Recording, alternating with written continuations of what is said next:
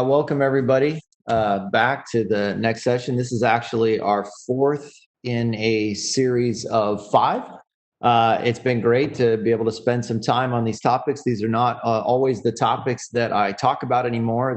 They were my life. For those of you who remember, for about 10 years, that's what I did, was turn companies around. And I use what we're talking about now, even now when I help our clients, I use it extensively, some of the lessons, but really getting to put it together in kind of this short format with you and go over it has been great for me, and I hope it's been good for you as well. So we are a couple minutes behind, but that's all right. We'll make it up. What I wanted to do was to start off. I know we've had some change of some people that have been in the session. They're in the sessions, some of these sessions for the first time. I've gotten a lot of emails, asking for links to the past videos and appreciate the interest in it. And I thought I'd really set up today's talk by reviewing four keys takeaway from the session so far, from the series. Number one, I think really session one was all about developing a turnaround mindset. It's all about really understanding those three secrets that we discussed, this idea that I can lead in a way that is aligned with principles and focused on my profitability. Those are not mutually exclusive. I can do that at the same time. Number two, I really can be more effective if I can understand very clearly what winning means to me in times like this and focus on those critical things and avoid the rest of the noise that may be in my environment. That actually gives me a higher probability of success and helps me accomplish my goals more fully. And finally, it's really that passion and purpose. It's that leadership connection. So, this turnaround mindset is really kind of pervasive in all of the sessions, but I really want to clearly define that me orienting myself to really put myself in the right mindset in times of crisis is really an important part of my indicating my future success. Number two really goes to motivation. As I was thinking about this series and the order that we put it in, if I had to do it again, I would probably discuss number one, really getting yourself in the mindset. Number two, firing people up or understanding how you're going to motivate people to be part of what you're doing. That's really what number two is about, is how to connect with their passion, their purpose, how to align them to your vision and your larger goals, how to really help them understand what you're there to do, what you need to do in times like this, and what your vision is and your hope for success. And then that moves us more into the three, which is relentlessly focusing on those critical few. It's that idea in the midst of everything that I have going on and all the things that I could focus on, I really need to be clear about what I have to accomplish and be laser focused on that. And then finally, for today's session is as I've really sought to motivate people, fired them up, I've got my right mindset, I'm really almost looking forward to the challenge ahead. I've got my critical few identified. Now, then how do I lead with a balance between autonomy and accountability? And that, I think, leads us right into this topic of humility. But the thing about, when I thought about this topic of humility and what, not only just the importance of it, but what to say about it, I really kept coming back to when you are in times of crisis where either the business is in trouble, maybe, my team is not its size that it's used to be. Maybe I'm encountering stuff in the marketplace we've never encountered before. And it takes, quick, decisive action and really commitment and follow through. Leading in those environments leading a turnaround really requires you to make tough decisions that no one wants to make. That's the thing about it, is that, making those decisions, focusing on those critical few, saying no to some things so that you can say yes to a few critical things are tough decisions for all of us, and people don't want to make them. And at the same time, where you need to lead in a way where you can make those tough decisions and do the things that may not be popular, but in long term, they're really necessary. I've also got to lead in a way where I'm balancing empowering people to take action, to really be part of this change and to, help us accomplish our goals, but then balancing that with the discipline to hold them accountable for results. And that really is where I'm getting kind of my concept, or really my idea of what does it mean to lead in this environment. Now, when I do that, by definition, in times like this, I'm walking a tightrope, and that's what it always felt like to me. I'm really trying to keep balanced. So I've got these things I'm trying to balance at all times when I'm leading in this way. Number one is balance the need for me to have authority, to really project that I understand what I'm doing and where we're going, even if I don't know the how. I'm definitely an authority on the what and the why, but I'm balancing that with releasing leadership to others, with giving autonomy to others to make decisions, to take action, and to have change occur in the organization. The other thing I'm balancing is in times like this, when I may be nervous or scared about the future or unsure, my natural tendency is to retract, is to maybe, all of us, is to become a little bit more fearful, is to really close in on ourselves, is to become a bit more inward. But really what I'm balancing is this need to connect. I need to really get out there and connect with my people, connect with the problems, and connect with the customers to be successful.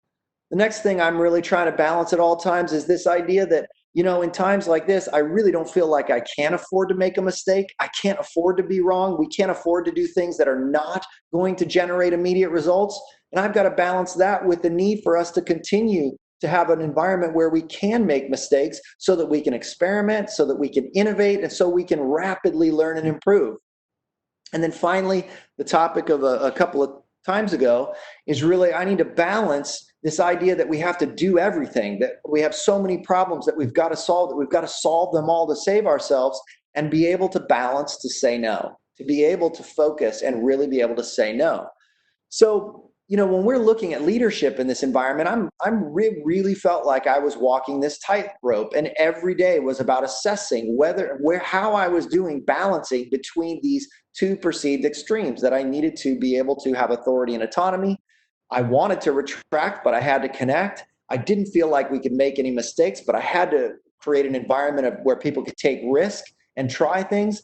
And I overwhelmingly felt like there was nothing that could come off the list because everything was a problem, but that I had to be able to say no. And when doing that, then I wrote about this in Own the Gap. I really felt like those leaders those qualities in myself that I was trying to develop, but also in the leaders that I felt were most able to really operate effectively in this environment were three qualities. They had to be able to build trust. They had to be tenacious in their desire and their willingness to execute and continue to drive us forward in the midst of this crisis. And finally, they had to be humble. They had to really be reflective and humble. Okay, and that one of those three is really that humility is what I identified as one of the critical success factors in leading. Not only leading in an environment where you want to create continuous improvement, but definitely leading in a turnaround or in a crisis environment. So when we look at humility, then it's not as easy as it might seem.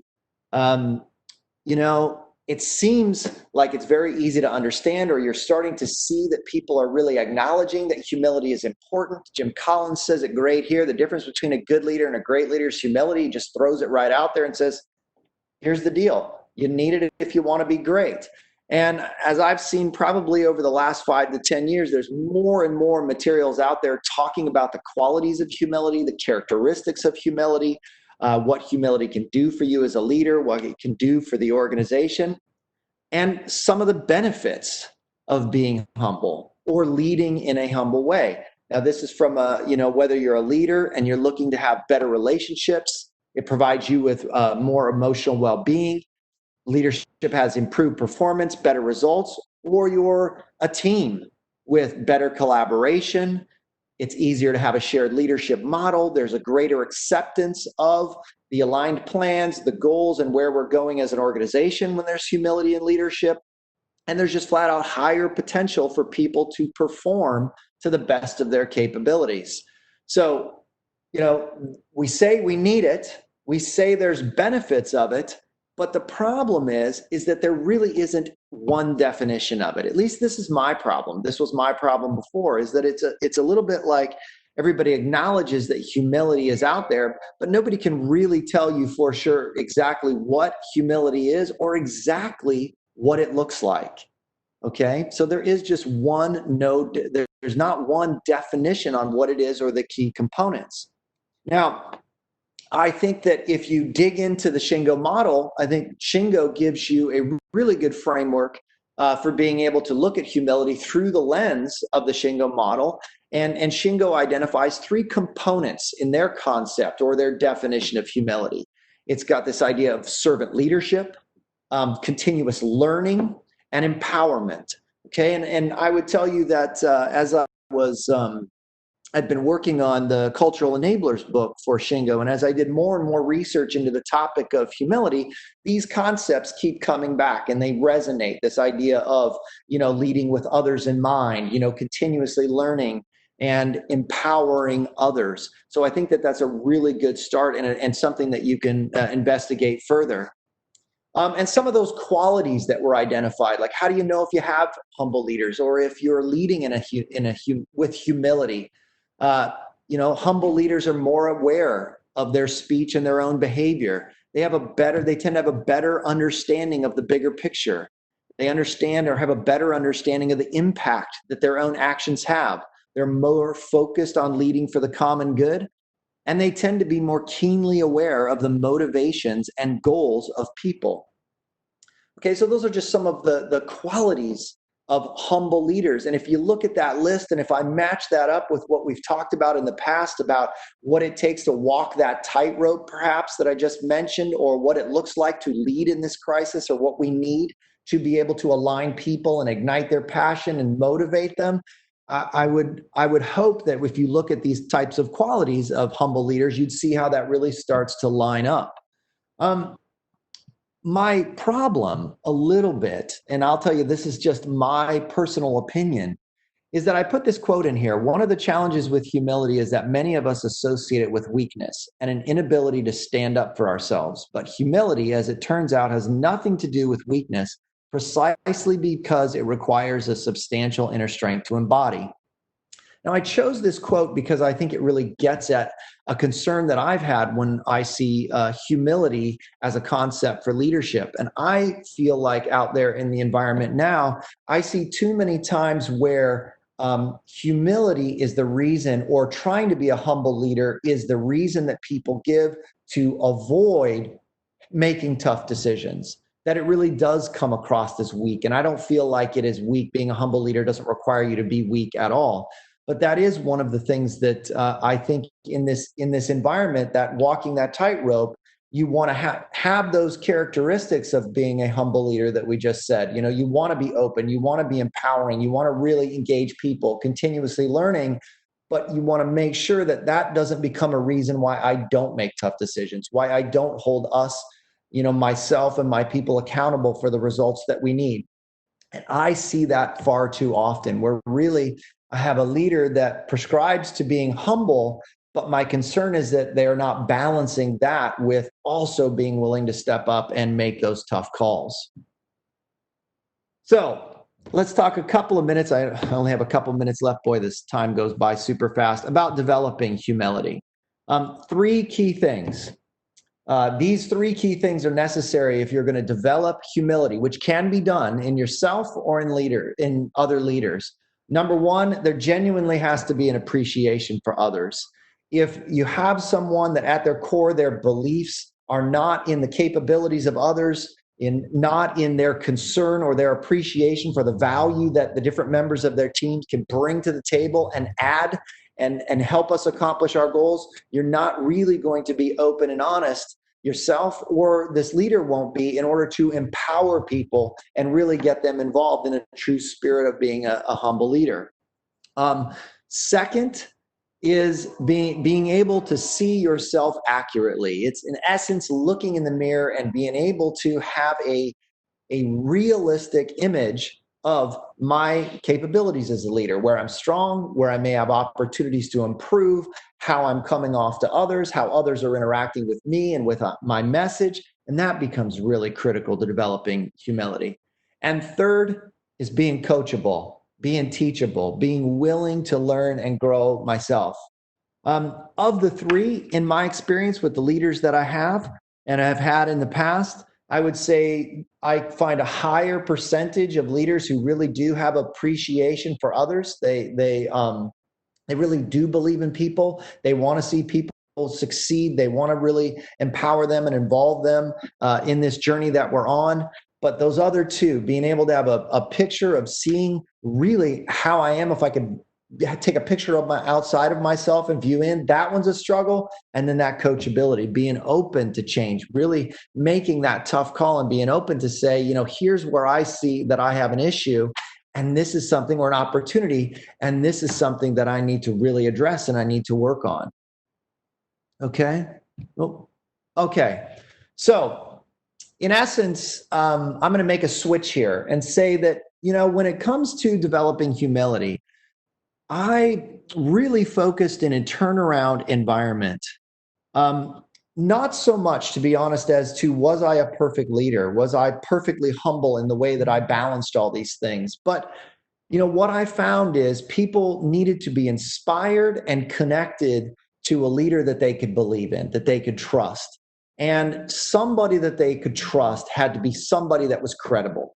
Okay, somebody that they could believe in. And so every time that I went into a new turnaround environment and I was looking at my leadership style and what I hope to accomplish, especially in those first 90 days to 6 months, I was focused on how I would take visible action and how I would demonstrate through my actions, not just my words, how people could trust me, that I would say what I mean and I would do what I say. And that to me was setting that context for humility.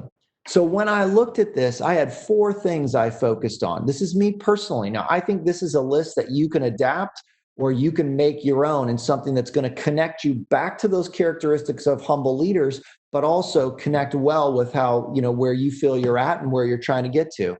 So number 1, I made a commitment to myself that I would lean into tough decisions and balance autonomy and accountability. I held myself to a high standard to make sure that even if the decision was tough and I had to do it, that I would lean into those tough decisions, so that while I was giving people latitude and a ton of room to make mistakes and grow, I was also disciplined about us accomplishing those goals that we had for ourselves.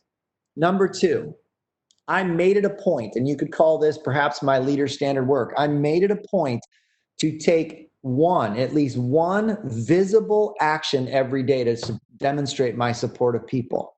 I was very purposeful about getting out and doing something every day that sent a message that I was really here to support. That when I said that we were here to work together, when I said that, I couldn't do it without everybody, but I was knee deep in it with them, I needed to demonstrate that through action every day. And I kept track of it. What am I going to do today? Third, I reflected on my performance daily. I had a process that I did it. I kept a little journal of the change. I would evaluate myself on how I felt I did that day, connecting with people, engaging them, encouraging continuous improvement each day. And I reflected on that daily and had ideas about what I needed to do to try to get back in there tomorrow and do better. And I put this one in here because sometimes I feel like people, when they think about, engagement or humility or something, they make it such a big topic. And I didn't want it to be such a big topic all the time. I really felt that the way I could demonstrate to lead from the front is I was the first one to work in the morning and I was the last one to leave, very purposefully. So I set the tone that I didn't have all the answers. I certainly didn't know how we were going to fix everything, but I wasn't going to be outworked. I would be the first one in there all the time. Okay, so this is, again, let me emphasize, this was my list of the actions and behaviors I wanted to see and held myself accountable for in terms of my ability to lead in a way that balanced and walked this tightrope, but also hopefully encourage this spirit of humility with my people. Okay. Next, I looked at systems. We can't obviously spend time on this morning, but it was really important that I looked at our systems to see if those systems were designed in a way that encouraged us to be humble, encouraged us to include others, to grow, to question ourselves, to reflect. And 3 of our systems really contributed to that significantly. Number 1 was visual management. Really this idea of, were we okay with, and was it a safe environment to be transparent in our environment about our results, about our struggles, and about our progress? Number 2 was daily Kaizen. The entire way that we structured continuous improvement every day was about our desire to see and our willingness as leaders to get out there and to support people making positive change daily. And three was Yokoten, basically best practice sharing. It was how we really took transparency with visuals, continuous improvement, and then actively shared and encouraged others to leverage that learning, to really help each other succeed. So those were three systems. I had my daily activities, we said, the things that I was really trying to do as a leader and commit to internally and externally to be humble. But then on the other side, these were systems that we purposely spent time, energy, and resource to that also reinforced that same environment. Okay. Oop. All right. So I'm a couple minutes off. I see there are a couple of questions that I'll get to. Next steps in terms of where I would go with this. Number one is I would assess your balance, where you feel like you're at with creating an environment where you've allowed or enabled autonomy, but you've also had an equally high value placed on accountability. We're accountable for our results. I would try to identify 3 visible actions, things that you're going to do every day in the spirit of becoming a more humble leader. And while people talk about reflection and self-reflection, I don't find a lot of people that have a process for it. Does not have to be extensive. The simpler it is, the better, in my opinion. But setting a schedule to it and having a process to ensure that I do ask myself, how did I do with this? How am I growing? How are we doing? Establishing humility as our dominant leadership quality is an important thing to do. Okay, so Mary, I got 3 questions here that I'm seeing. So number 1, how do you deal with successive team mistakes and inspire them to try again without causing frustration? Great question. So what I really tried to do at all times was to help my team get better and always deal with understanding, why did they make the mistake? What are they trying to accomplish? And let's get back in, because you own it. You own the issue that you're trying to solve. You own the goals. And a mistake is fine, but what did you learn from it? And what are you going to do to fix it? So part of not getting frustrated was helping them, but also ensuring that the ownership stayed with them for the mistake and for the outcome. What do you say to managers who have a tendency to overexercise authority and justify it by saying, I'm just trying to help my team by making sure they know what to do? Wow, that is a great question. As simple as this sounds, I actually will have the leaders step back, like literally, have them spend less time with the team and work with the leader on understanding, have we defined the outcomes that they're expected to achieve? Like, do they know those outcomes? And if they do, then you're going to spend less time and you're going to respond to a pull rather than have your help be a push. So we literally sit down with leaders and discuss where a team is and how absence sometimes can make the heart grow fonder, right? Sometimes can allow them a little bit of, the absence of the leader can help the autonomy. I really believe, and I've said this to numerous groups that I've had, that leading in a lean environment is really an exercise in learning to let go. And I get kind of sometimes I get some nods out of that, like, okay, I could go with you. Then sometimes I just get people that really don't agree with that at all, because most of the construct that we talk about around, standard work and leader standard work and well-defined expectations really makes it seem or appear that we're trying to remove all problems by control. And what I'm telling them is, from a leadership perspective and an effectiveness, it's understanding how to help people learn about control, but it's about you learning to let go. And I think that's a part of it. And sometimes I've just got to take them out of that situation a little bit. Last one here, I know I'm out of time. How do you provide real feedback to your leadership, already knowing that what will be said is far from the expected, and you want to help without getting burned at the end of the process? How do you provide real feedback to leadership? This is a tough one. Providing feedback is a tough one. And I think it goes hand in hand with what I talked about, is somebody coachable? I use that expression a lot. If you can give me some leaders that are coachable, we can really do some great things. I think number one is you have to really understand how to connect with and how to deliver feedback relative to who your audience is. And that's not something that I can go through this morning, but not all people like to receive feedback in the same way. Some people are more open and honest with the feedback they can take. I do find some leaders that are really open to feedback and they actually want more critical feedback. But I'm really trying to assess early on, how coachable are they? How do they like to receive that feedback? And I'm going to try to give that feedback in the manner and at the intensity that they can handle. I do run into situations where, the team or the organization is being hurt because that leader just isn't acknowledging what's there. And sometimes we really do have to have a difficult conversation.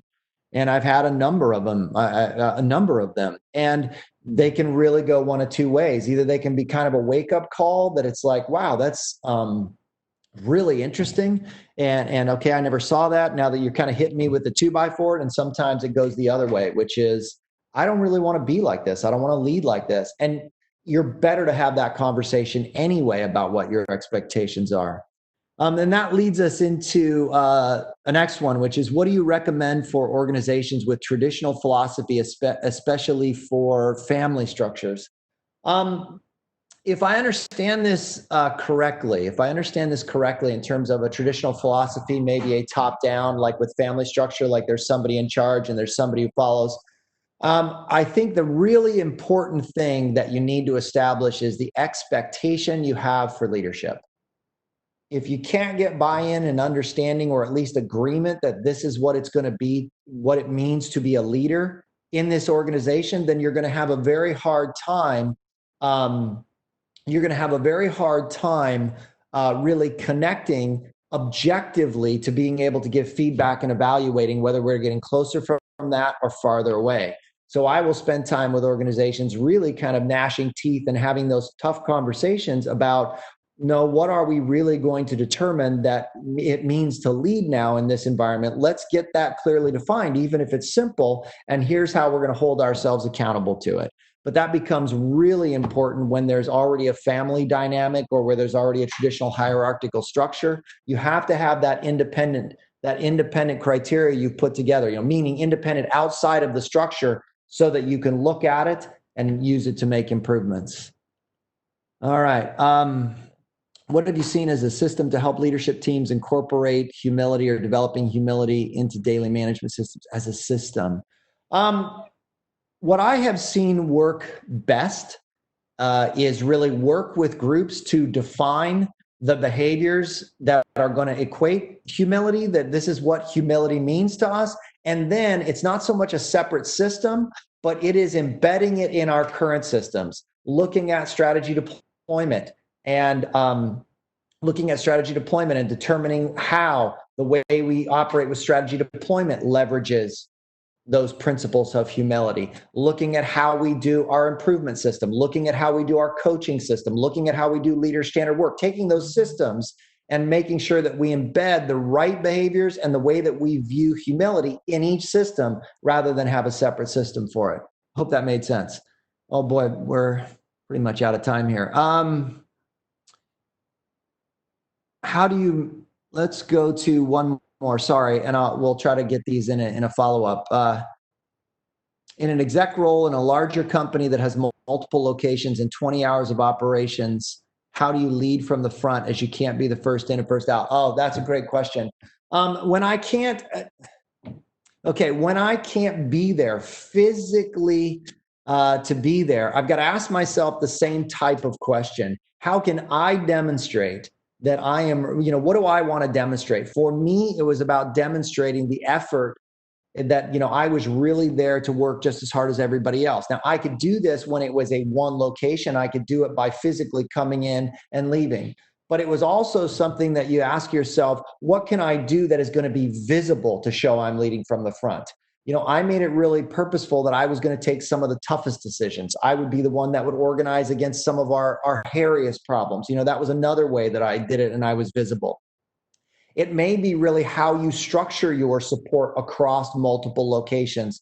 The key is that you want to be visible, demonstrating the types of behaviors that you want from others. If others feel like humility or coaching or any of this other leadership stuff has been pushed to them to do, I've decided it's important, but it's theirs to do. I really don't see that really doesn't lead to the credibility and the trust in the individual, in myself. I've got to be able to lead that. So ask yourself the question, with the locations that you have, whether you're working remotely or not, what actions can you take, but how can they be visible? It's not about being disingenuous. It's not about putting on a show, but it's about the ability for people to see that you're walking the talk, you believe in this, and you're willing to go first. Hey, Mary, can you still hear me? I can. And we're at 10:36, so I didn't quite get to everything, but I feel like I should touch base with you. We're out of time, so thanks for joining once again. We'll see you. Hey, thanks a lot, everybody.